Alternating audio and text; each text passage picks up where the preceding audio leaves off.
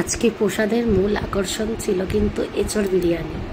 আমি জানি আমার গলাটার জন্য হয়তো তোমাদের শুনতে একটু অসুবিধা হবে, তবু তোমরা চেষ্টা করো আমার ভিডিওটা পুরো দেখার। আশা করি তোমাদের খুবই ভালো লাগবে। তো রাধে রাধে সকলকে জানাই আমার চ্যানেলে অনেক অনেক স্বাগত। আশা করি আপনারা সকলে খুবই ভালো আছেন, আর আপনাদের আর গোপালের আশীর্বাদে আমিও ভালো আছি। তো আজকে ব্লগটা সকাল থেকে স্টার্ট করলাম, জানোই তো আজকে বৃহস্পতিবার, তো সবটুকু আর দেখাতে পারলাম না, তাই ভাগ করে করে আর দেখালাম না, একেবারেই সবটুকু দর্শন করে দিলাম। প্রথমে বাল্যভোগ আর গোপালের দর্শন করালাম, তারপরে মা লক্ষ্মীর দর্শন করালাম, তারপরে চলে গেলাম রান্না বান্নায়। আজকে সকালে টিফিনে করছিলাম পটল আলু দিয়ে রসা আর রুটি, আর দুপুরে রান্নার তেমন কিছুই নেই, কারণ আজকে আমাদের নিমন্ত্রণ আছে।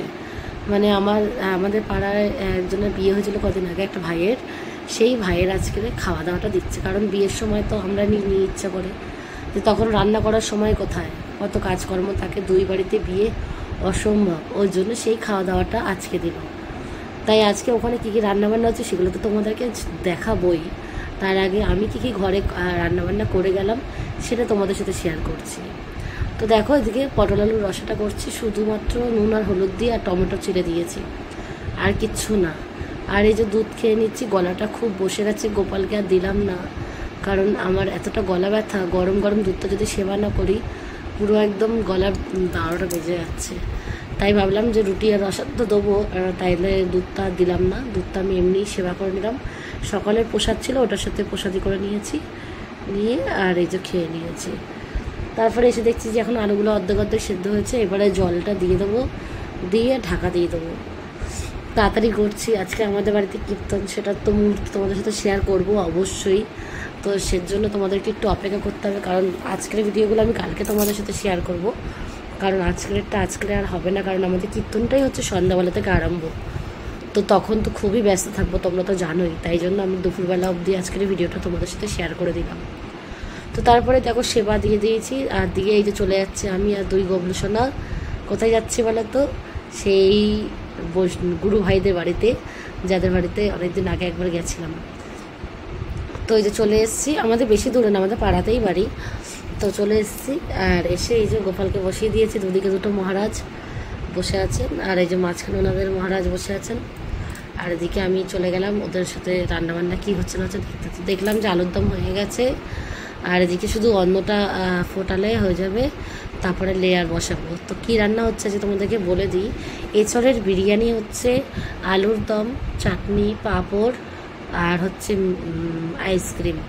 তো সবই হয়ে গেছে, তো শুধু এই লেয়ারটা বসানোটাই বাকি আছে, বাদ বাকি সব কমপ্লিট।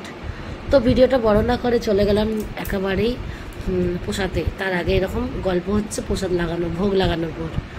আর তারপরে এই যে ভোগটা দর্শন করে দিই তোমাদেরকে।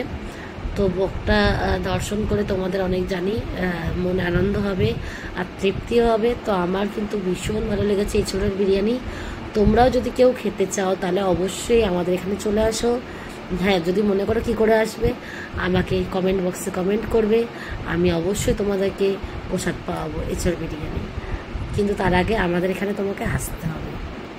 তো তারপরে দেখো এই যে আইসক্রিম, তো আইসক্রিমটা একদম গরমে একদম গলে গেছে, যেহেতু অনেকক্ষণ আনা হয়েছে, ফ্রিজ থেকে বার করা ছিল, ওই জন্য ওরকম গলে গেছে।